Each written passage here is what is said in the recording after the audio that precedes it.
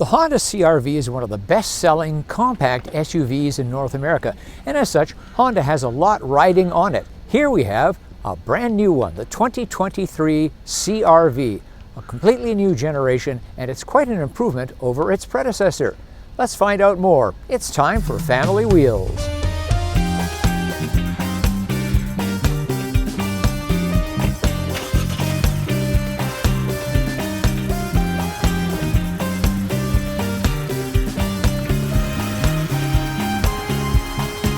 We're just getting started, but already I like the new CR-V a lot. Speaking of which, why not give Family Wheels a like? It helps spread the word. And while you're there, subscribe and click the notifications bell. And if you've got thoughts about this vehicle, leave a comment. Thanks.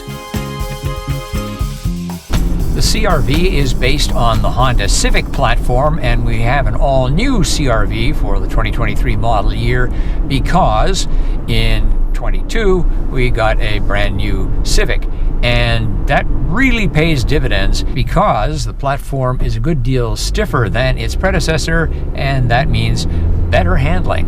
And it's not just handling. A firmer chassis gives you a better ride overall, and it takes the bumps better.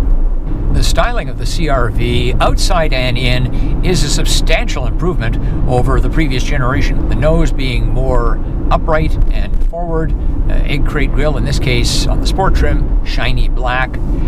Inside, carrying over the Civic theme, this egg crate strip across here is very effective. Everything else is clean as can be. We've got an all-digital gauge display and a nice update of the touchscreen. And from a personal point of view, I find the seating position for the driver in the CR-V is a big improvement over the previous generation. The previous one, I felt that the footrest on the left was a little too high.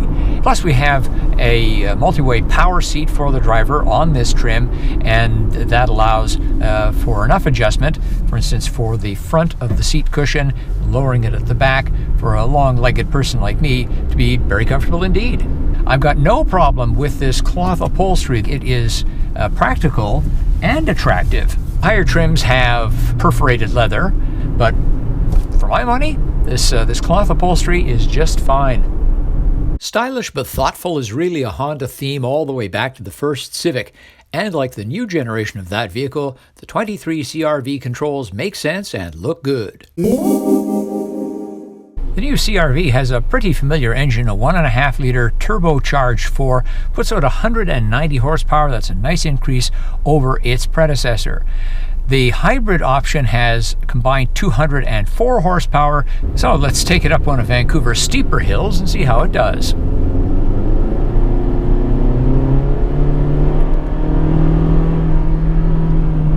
Of course, it's got plenty of pep, but when you give it a lot of throttle, you get a lot of noise, and that's across all CVTs.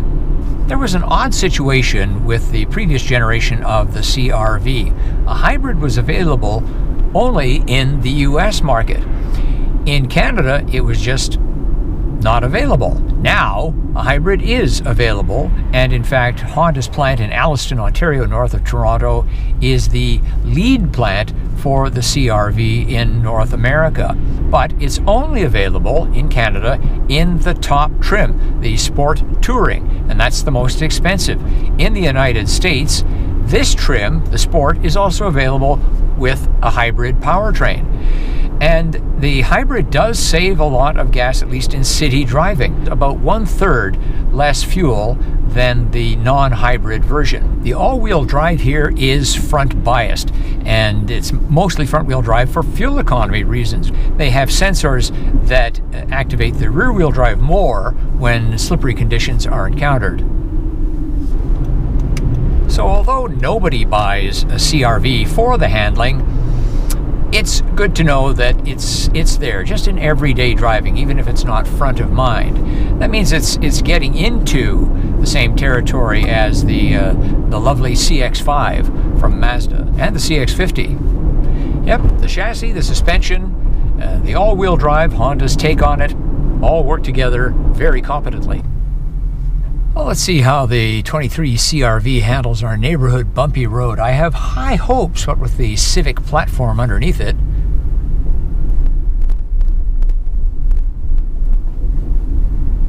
just as I expected. The solidity of the platform and a good modern suspension design, of course, gives you a pretty good ride over a rough surface, let alone over a smooth surface.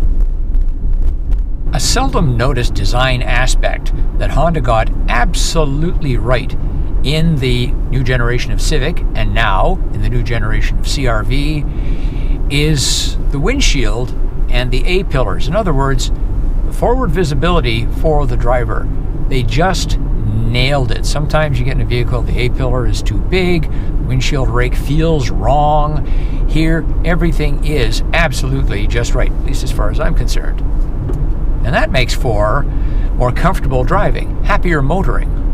And another benefit of the interrelationship of all these hard points lining up, you get a sunroof that is in fact right over your head, and you can enjoy the fresh air and the sunshine coming in. Some vehicles with a super steep rake on a lot of windshields these days, sunroof doesn't start till here. What good is that?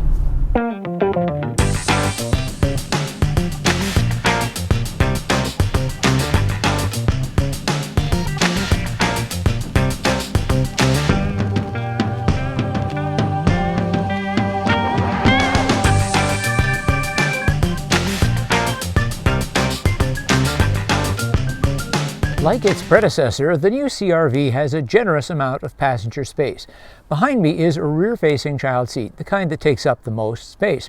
Up front, well, I'm 5 feet 11 inches tall, 180 centimeters, and there's lots of room between my knees and the glove box door. There's plenty of room for adults in the back of the CR-V. Ahead of me, the driver's seat is adjusted for me, and look at all the room I've got here in the back seat. As far as features go, at this trim level, we do not have heated rear seats. Also, there are no USB jacks in the back of the center bin.